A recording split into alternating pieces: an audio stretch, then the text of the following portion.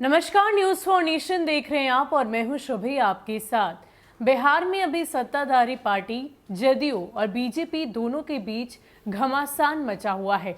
चाहे हम याद करें बिहार विधानसभा चुनाव की तस्वीरों को, तो उस दौरान भी आरोप प्रत्यारोप का सिलसिला इन दोनों ही पार्टी के बीच लगातार चल रहा था। फिर बात आई मंत्रिमंडल के विस्तार की, इसको लेकर भी दांव-पेच फंसे गए और ये भी कहा गया कि बीजेपी की वजह से ही ये अटकल जो है वो लगी हुई है। और अब जब अरुणाचल प्रदेश में ये राजनीतिक घटनाक्रम घटी है, उससे तो साफ तौर पर नजर आ रहा है कि दोनों ही पार्टी के बीच कहीं ना कहीं अब दरार आ गई है। इन दोनों के बीच दांव-पेच चल रहा है। आपको बता दें कि इन सभी बातों को खारिज करते हुए बीजेपी की ओर से डैमेज कंट्रोल करने की लगातार कोशिश की जा रही है। इसी कड़ी में पूर्व डिप्टी सीएम सुशील कुमार मोदी ने यह भी कह दिया कि ऐसी कोई बात नहीं, उसका कोई असर बिहार के गठबंधन पर नहीं देखने को मिलेगा। लेकिन इन सब के बीच बड़ा सवाल ये है कि क्या आने वाले दिनों में इन दोनों पार्टियों की ये जो दरार है वो बिहार की राजनीति में कोई उथल पुथल ला सकती है, या इसके अलावा क्या बीजेपी अपना गठबंधन धर्म भूल चुकी है? इन तमाम सवालों का जवाब हम आपको देते हैं। आपको बता दें कि बीते कुछ दिनों में जदयू और बीजेपी के बीच घमासान मचा हुआ है। बिहार विधानसभा चुनाव के वक्त से ही दोनों दलों के बीच आरोप प्रत्यारोपों का दौर शुरू हो गया था, जो अभी तक नहीं थमा है।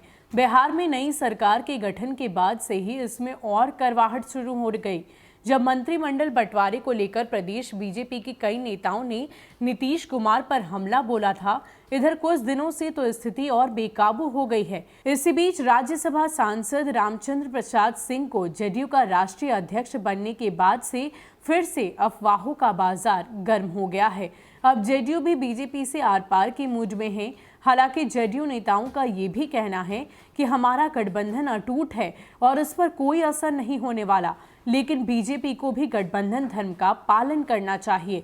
बता दें कि बीजेपी और जदयू के बीच रस्साकसी कब शुरू हो गई, जब अरुणाचल प्रदेश में जदयू के 7 में से 6 विधायक बीजेपी में शामिल हो गए। कुछ ही दिनों के अंतराल में हुई इन दोनों घटनाओं को जोड़कर राजनीतिक गलियारों में यह चर्चा लगातार चल रही है कि जेडीयू और बीजेपी के बीच गतिरोध का एक नया दौर शुरू होने वाला है। बिहार में मजबूत जेडीयू ने जब अरुणाचल प्रदेश में 7 सीटों को हासिल किया, तो उस वक्त जेडीयू की ओर से ये कहा गया कि इसका इरादा राष्ट्रीय पार्टी बनने का है। बताते चले कि राष्ट्रीय पार्टी बनने के लिए कुछ राज्यों में वोट प्रतिशत लाना जरूरी होता है।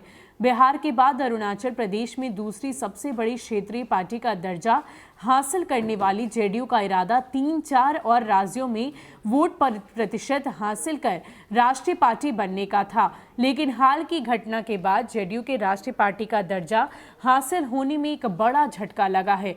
इस घटना के बाद दोनों तरफ से बयानबाजी का दौर लगातार चल रहा है।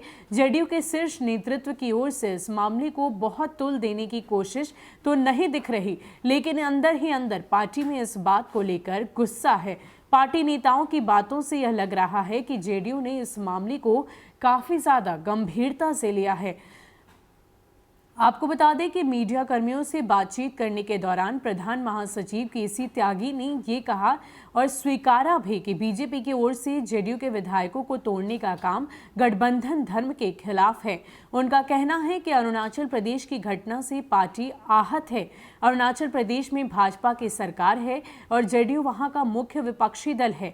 जब से वहां सरकार बनी है, तब से जेडीयू ने भाजपा की प्रदेश सरकार का एक बार भी विरोध नहीं किया।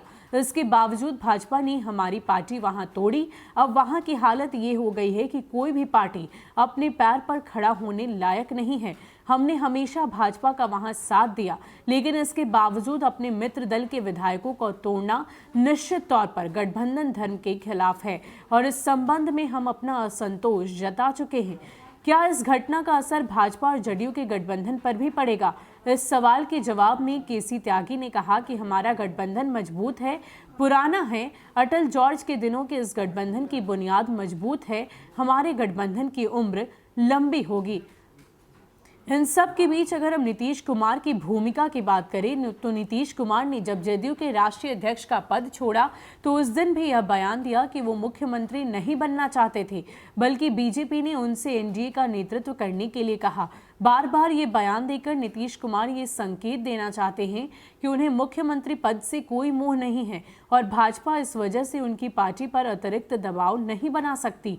अरुणाचल प्रदेश की घटना और आरसीपी सिंह को अध्यक्ष बनाए जाने के बाद अब माना जा रहा है कि नीतीश कुमार जेडीयू के हित को ध्यान में रखकर राजनीति को आगे बढ़ाएंगे और इस वजह से अगर गठबंधन टूटने की कोई स्थिति आए तो उसके लिए खुद को तैयार रखेंगे। हालांकि राजनीतिक विश्लेषकों का ये मानना है कि नीतीश कुमार ये कभी नहीं चाहेंगे कि गठबंधन तोड़ने की तोहमत उन पर लगे, बल्कि अगर कोई ऐसी स्थिति बनती है तो वो यही चाहेंगे कि खुद बीजेपी की ओर से ही गठबंधन तोड़ने की पहल हो।